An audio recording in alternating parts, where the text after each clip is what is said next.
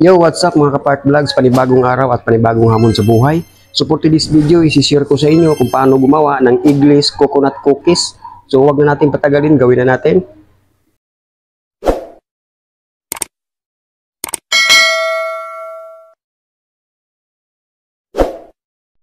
So ito po ang mga ingredients natin gagamitin mga idol. So powdered sugar natin, 1½ cup. Margarine, 1 cup. Baking, 2 teaspoon. Evap milk, 3 tablespoon. Desiccated coconut, 2 cups. All-purpose, 2 cups. So haluin na natin. So unahin natin paghalo ito. Yan. Lagyan natin ang ating evap milk. So luluin lang.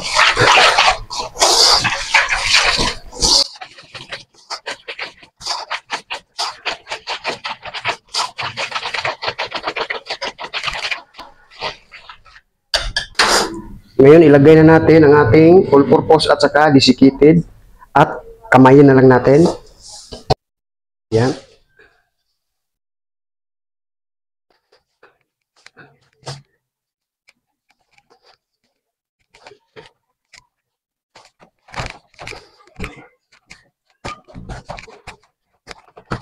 Lagyan natin ng kunting harina.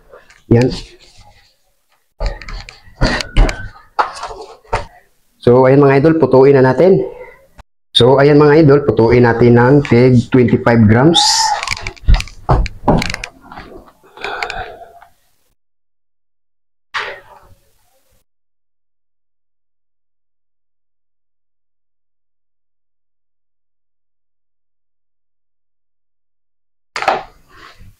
Ayan.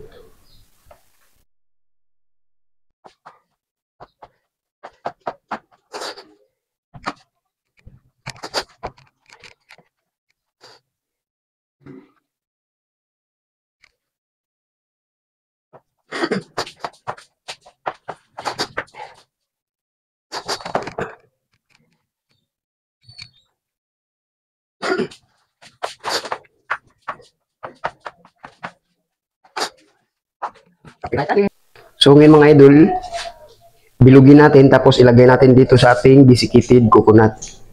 Yan.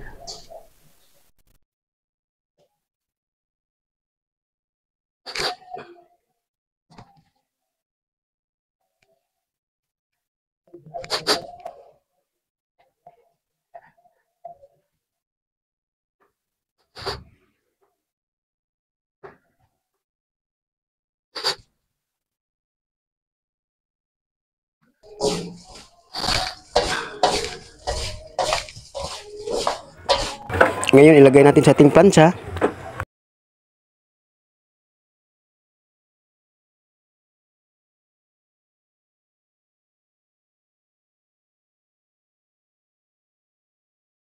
Tapos i-flat lang natin konti, ganyan lang.